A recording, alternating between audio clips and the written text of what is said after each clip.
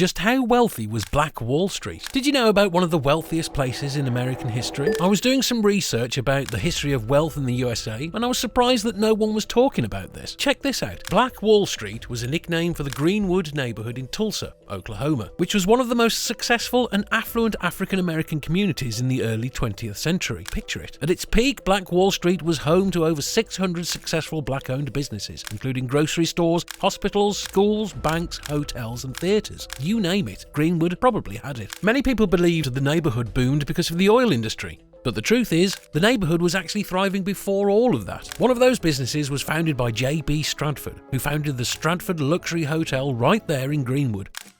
The Stratford Hotel at 301 North Greenwood was his crown jewel.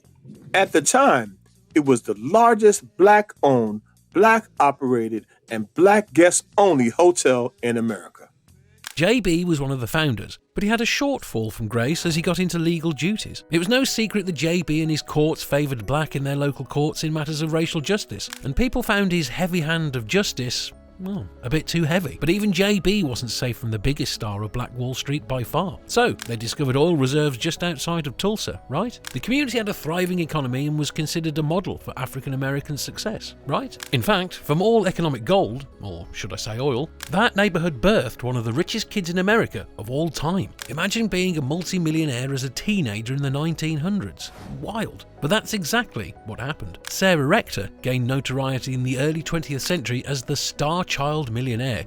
In 1914, at only 12 years old, she paid more income taxes than anyone else in the state of Oklahoma. The country's most influential black newspaper, the Chicago Defender, reported that the white citizens were so uncomfortable with a wealthy black person that they had to deem her white. Due to her ownership of a substantial amount of land in the Osage Hills of Oklahoma, the land was part of the Osage Indian Reservation and was given to the tribe as a result of a treaty with the US government. Sarah Rector's family became so freaking wealthy from the oil that was discovered on their land, which made her one of the richest African American children in the country at the time. She quickly became a national sensation because you know how the press loves a great unicorn story, and they plastered her image all over the national press. She became a symbol virtually overnight. Yet her story isn't the only one that hit the national press in the early 20th century. Disaster struck Black Wall Street in 1921 in one of the worst acts of racial violence in American history. It began on May 31st, 1921. After a black man was accused of assaulting a white woman in an elevator. A mob of white residents attacked the Greenwood neighborhood, killing an estimated 300 people, injuring hundreds more, and burning down over 1,200 homes and businesses. Airplanes above us, and bullets raining down all around us. And somehow, both the white mob and their black victims with the guns at their backs kept the massacre a secret. We never did discuss it, and we don't even know. It was estimated that over the 2-day period, $200 million worth of property was destroyed. Oh my God. In today's dollars, that's up to $60 billion, with a capital B.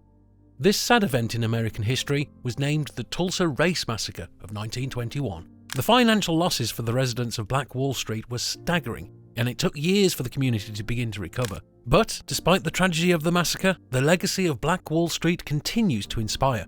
It has been talked about in films and covered by the New York Times and still referred to by celebrities today. We didn't hear about this thing that happened in which, essentially, one of the most successful black communities in America, Black Wall Street, in which everybody was not only burned out of their homes and their businesses, but then driven out of the city limits by an angry mob of, I'm sorry, white people?